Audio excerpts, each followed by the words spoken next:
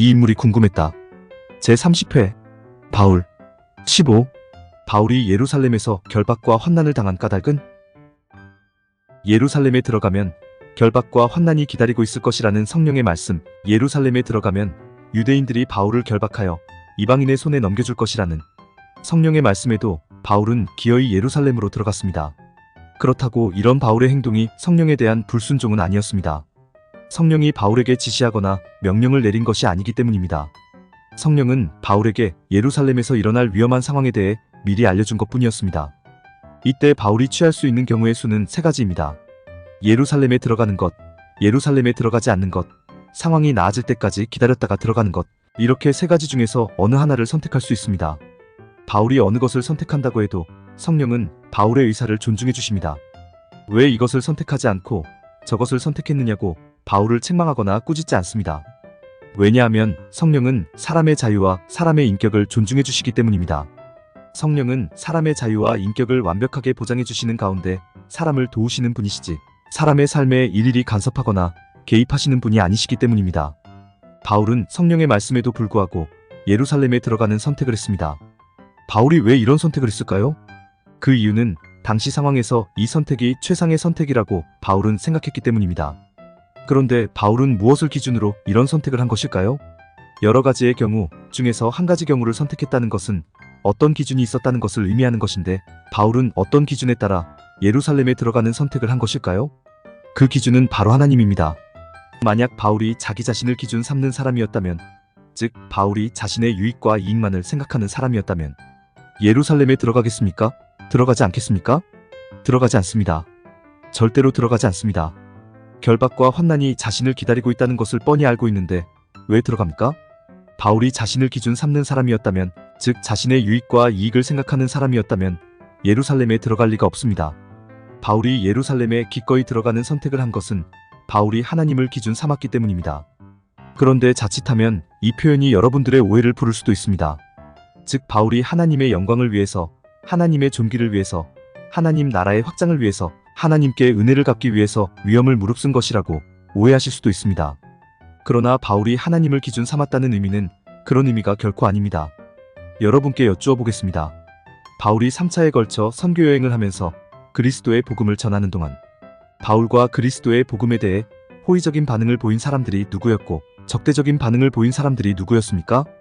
호의적인 반응을 보인 사람들은 대체로 이방인이었고 적대적인 반응을 보인 사람들은 대체로 유대인이었습니다. 바울이 그리스도의 복음을 전할 때마다 회방을 놓았던 사람들은 거의 유대인이었습니다. 바울은 생각합니다. 이국 땅에 거주하고 있는 유대인들도 이럴진데 이스라엘 땅에 거주하고 있는 유대인들은 오죽하겠느냐고 생각합니다. 이스라엘 땅에 거주하고 있는 유대인들이 더 견고하게 유대교 전통을 유지하는 가운데 그리스도의 복음에 대해 훨씬 더 적대적이지 않겠느냐고 생각합니다.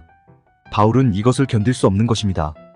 헬라인이나 야만인이나 지혜 있는 자나 어리석은 자에게 다 내가 빚진 자라는 심정으로 살아가는 바울은 이것을 견딜 수 없는 것입니다. 그래서 바울이 예루살렘으로 들어가는 것입니다. 유대교가 틀렸고 그리스도의 복음이 맞다는 것을 가르치기 위해 예루살렘으로 들어가는 것입니다. 즉 바울은 유대인들의 유익과 이익을 위해 예루살렘으로 들어가는 것입니다. 이것이 하나님을 기준 삼은 선택이었다는 의미입니다. 바울 자신의 유익과 이익을 위한 선택이 아니라 유대인들의 유익과 이익을 위한 선택이었다는 것, 즉 남의 유익과 이익을 위한 선택이었다는 것, 이것이 하나님을 기준 삼은 선택이었다는 의미입니다. 그러기에 하나님께서도 바울을 도우시는 것입니다. 때때로 기독교를 믿는 사람들이 하나님을 원망할 때가 있습니다. 왜 자신을 돕지 않으시냐고 하나님을 원망할 때가 있습니다. 과연 하나님이 있기는 있느냐고 하나님을 원망할 때가 있습니다. 이때 생각을 잘 하셔야 합니다. 나의 선택이 과연 하나님을 기준 삼은 선택이었는지 생각을 잘 해보셔야 합니다. 오직 나의 유익과 이익만을 추구하는 선택은 아니었는지, 나의 선택이 타인의 유익과 이익을 짓밟는 선택은 아니었는지 생각을 잘 해보셔야 합니다. 왜냐하면 하나님께서 그런 선택을 도울 수는 없기 때문입니다. 바울은 하나님을 기준 삼아 예루살렘으로 들어갔습니다. 유대인들의 유익과 이익을 위해 예루살렘으로 들어갔습니다. 이때 바울을 기다리고 있는 것은 무엇일까요? 당연히 고난과 핍박과 환난입니다. 성령이 예루살렘에 가면 결박과 환난이 닥칠 것이라고 말씀하신 바대로 성령이 예루살렘에 가면 유대인들이 바울을 결박하여 이방인의 손에 넘겨줄 것이라고 말씀하신 바대로 고난과 핍박과 환난이 바울을 맞이합니다. 그 내용이 사도행전 21장 28절. 이스라엘 사람들아 도우라. 이 사람은 각처에서 우리 백성과 율법과 이곳을 비방하여 모든 사람을 가르치는 그 자인데, 또 헬라인을 데리고 성전에 들어가서 이 거룩한 곳을 더럽혔다라는 내용입니다. 아시아에서부터 바울을 따라온 유대인들이 이스라엘에 있는 유대인들을 부추겨서 바울을 잡고자 하고 있습니다. 그리고 결국 유대인들은 바울을 붙잡아서 로마의 천부장에게 넘겨줍니다. 그 내용이 사도행전 21장 33절. 이에 천부장이 가까이 가서 바울을 잡아 두 쇠사슬로 결박하라 명하고, 그가 누구이며 그가 무슨 일을 하였느냐 물으니라는 내용입니다. 결국 성령이 말씀하신 바대로 바울에게 고난과 핍박과 환난이 닥친 것입니다. 그런데 우리가 주목해야 하는 내용이 유대인들이 바울을 잡고자 하는 이유입니다. 유대인들이 바울을 왜 잡고자 합니까? 그 이유가 바울이 유대인과 율법과 예루살렘을 비방했기 때문이라는 것입니다. 이 사람은 각처에서 우리 백성과 율법과 이곳을 비방하여 모든 사람을 가르치는 그 자인데 라고 기록하고 있습니다. 이 지점에서 여러분께 여쭈어 보겠습니다. 바울이 유대인들을 비방한 적이 있습니까? 없습니까? 없습니다. 바울이 율법을 비방한 적이 있습니까? 없습니까? 없습니다. 바울이 예루살렘을 비방한 적이 있습니까? 없습니까? 없습니다. 바울은 언제나 그리스도의 복음을 전하는 일에만 전력을 다했을 뿐 유대인도 율법도 예루살렘도 비방한 적이 없습니다. 그런데 유대인들은 무엇을 근거로, 무엇을 기준으로 바울이 유대인과 율법과 예루살렘을 비방했다고 주장하는 것일까요? 그들이 이렇게 주장하는 근거, 그들이 이렇게 주장하는 기준은 바로 유대교입니다. 바울이 유대인들을 비방했다는 기준과 근거, 바울이 율법을 비방했다는 기준과 근거, 바울이 예루살렘을 비방했다는 기준과 근거는 유대교입니다. 우리는 일찍이 이런 장면을 목격한 적이 있습니다. 그 장면은 바로 예수님의 죽음입니다. 여쭈어 보겠습니다. 예수님께서 십자가형을 받은 죄명이 무엇이었습니까? 그 죄명은 신성 모독죄였습니다. 예수님은 하나님을 모독했다는 이유로 십자가형을 받은 것입니다.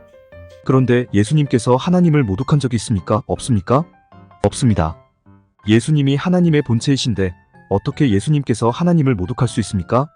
예수님은 신성 모독의 죄를 범한 적이 없습니다. 그러나 유대교의 입장, 유대교의 관점에서는 예수님이 신성 모독죄를 범한 것입니다. 기준이 다르고 근거가 다르면 무죄가 유죄가 될 수도 있고 유죄가 무죄가 될 수도 있는 것입니다. 바울도 마찬가지입니다.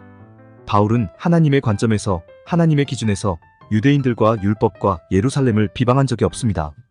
오직 예수 그리스도의 복음을 전했을 뿐입니다. 그런데 바울이 전하는 예수 그리스도의 복음이 유대교의 관점에서는, 유대교의 기준에서는 유대인들과 율법과 예루살렘을 비방하는 것으로 보이는 것입니다. 즉 문제는 팩트가 아니라 관점이고 기준입니다. 그래서 우리가 주목해서 보아야 하는 게 바울의 반응입니다. 바울이 유대인과 율법과 예루살렘을 비방했다고 주장하는 유대인들에 대해 바울이 보인 반응입니다.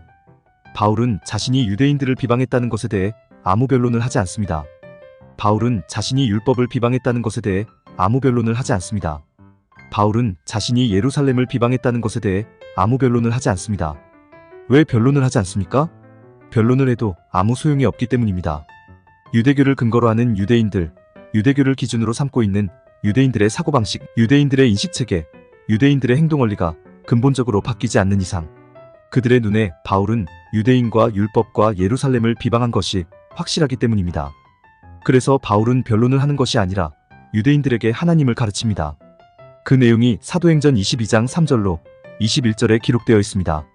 바울은 예수 그리스도의 도를 가르치고 예수 그리스도의 도를 따르던 사람들을 무자비하게 박해하던 자신이 어떻게 예수 그리스도를 만날 수 있었는지, 그리고 그런 자신이 어떻게 해서 이방인에게로 나아가 그리스도의 복음을 전하게 될 수 있었는지를 설명합니다. 즉 하나님의 사랑과 하나님의 은혜를 선포합니다. 자신을 변론하는 것이 아니라 하나님을 가르치는 것입니다. 유대교를 기준으로 한 유대인들의 생각이 하나님을 기준으로 한 생각으로 바뀌지 않는 이상 변론이 아무 소용이 없다는 것을 바울은 너무나 잘 알고 있기 때문입니다. 그런데 바울의 이런 이야기를 들은 유대인들이 아, 그렇군요 라고 할까요? 안 할까요? 하지 않습니다. 왜 하지 않습니까? 그 이유는 아주 간단합니다. 사람은 그렇게 쉽게 변할 수 있는 존재가 아니기 때문입니다. 특히 죄인은 그렇게 쉽게 변할 수 있는 존재가 아니기 때문입니다. 유대인들이 바울의 이야기를 듣고 더 큰 소동을 일으키자 천부장은 바울을 백부장에게 넘겨 바울에게 채찍질을 가하며 신문하라고 명령합니다. 이때 바울은 백부장에게 사도행전 22장 25절 너희가 로마 시민된 자를 죄도 정하지 아니하고 채찍질할 수 있느냐라고 따지고 듭니다. 바울이 채찍을 맞기 전에 로마 시민인 것을 먼저 밝히고 있는 것입니다. 그런데 이것이 낯선 모습이 아닐 수 없습니다. 왜냐하면 바울이 선교 여행을 할 때, 즉 이방 땅에 복음을 전할 때는 자신이 로마 시민이라고 먼저 밝힌 적이 없기 때문입니다. 맞을 매 다 맞은 이후에, 감옥살이 할 거 다 한 이후에 비로소 자신이 로마 시민임을 밝혔기 때문입니다. 이방 땅에서는 자신이 로마 시민임을 나중에 밝혔던 바울이 왜 이스라엘 땅에서는 자신이 로마 시민임을 먼저 밝히며 재판을 요구하고 있을까요? 그 이유는 이방 땅에서는 로마 시민임을 나중에 밝히는 것이 복음 전파에 도움이 되지만 이스라엘 땅에서는 먼저 밝히는 것이 복음 전파에 도움이 되기 때문입니다. 즉 바울은 정식으로 재판을 열어 그 재판장에서 그리스도의 복음을 당당하게 증언하고자 하는 계획을 품고 있었던 것입니다. 그리고 궁극적으로는 로마로까지 가서 그리스도의 복음을 당당하게 증언하고자 하는 계획을 품고 있었던 것입니다. 바울이 얼마나 주도면밀하게 복음을 전할 계획을 세우고 있었는지를 목격할 수 있습니다. 정리하겠습니다. 바울의 기준은 하나님이었습니다. 자신의 유익과 이익을 위한 삶을 추구하는 것이 아니라 타인의 유익과 이익을 위해 하나님을 전하고자 수고하고 애를 썼던 사람이었습니다. 이런 바울 같은 사람이 오늘날 대한민국 기독교에도 많이 있었으면 참으로 좋겠다는 생각을 해봅니다. 교회의 유익과 이익을 위한 것이 아니라, 목사의 유익과 이익을 위한 것이 아니라 성도의 유익과 이익을 먼저 생각하고 이웃의 유익과 이익을 먼저 생각하는 교회와 목사가 많이 있었으면 참으로 좋겠다는 생각을 해봅니다. 공감이 되었다면 구독과 좋아요, 알림 설정 부탁드립니다. 하나님의 말씀을 바르게 전하는데 큰 도움이 될 것입니다. 평등하고 공정하며 정의롭고 행복한 세상을 이루는데 큰 도움이 될 것입니다.